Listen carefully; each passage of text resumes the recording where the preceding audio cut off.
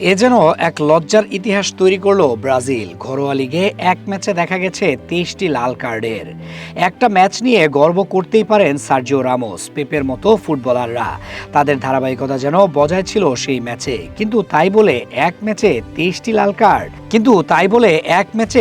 লাল card ভাবা যায়?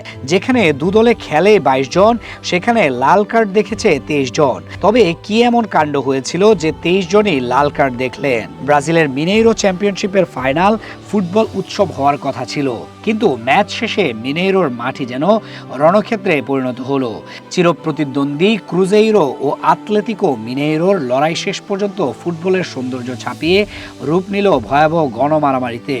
শেষ পর্যন্ত রেফারির খাতায় উঠল অবিশ্বাস্য এক সংখ্যা, মোট 23টি লাল কার্ড। ম্যাচের দ্বিতীয়ার্ধের মাঝামাঝি সময়ে কায়ো হোর্হের গোলে এগিয়ে যায় ক্রুজেইরো।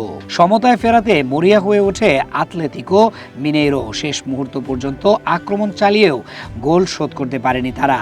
নাটকের শুরু যোগ করা সময়ের 6ষ্ঠ মিনিটে ক্রুজেইরোর উইঙ্গার ক্রিস্টিয়ানের একটি কঠিন ট্যাকেল সহ্য করতে পারেননি আতলেতিকো মিনেইরোর গোলরক্ষক এভারসন। মুহূর্তেই মেজাজ হারিয়ে তিনি ঝাঁপিয়ে পড়েন প্রতিপক্ষের ওপর।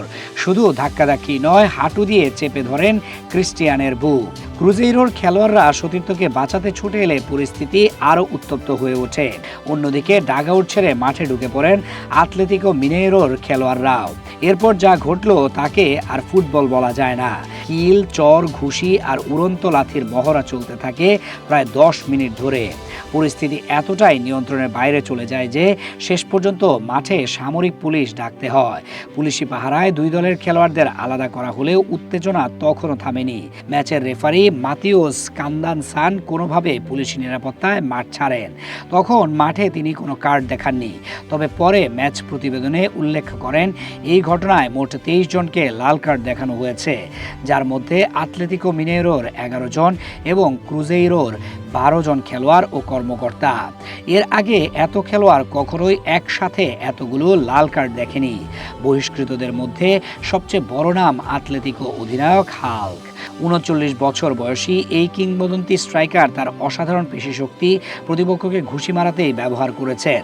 ম্যাচের পরে হাল্ক নিজের ভুল স্বীকার করেছেন, তবে রেফারির উপরও আঙুল তুলেছেন। তিনি বলেছেন, আমি শুরু থেকেই বলছিলাম ম্যাচ নিয়ন্ত্রণে নেই। যদি শুরুতেই কয়েকজনকে বের করে দিতেন পরিস্থিতি এমন হতো না। সতীর্থকে আক্রান্ত হতে দেখে রক্ত গরম হয়ে গিয়েছিল। নিয়ন্ত্রণ রাখতে পারেনি, আমি দুঃখিত। এ যেন কোনো ফুটবল ম্যাচ নয়, একটি রেসলিং ম্যাচ উপহার দিয়েছে ব্রাজিলের দুটি ক্লাব।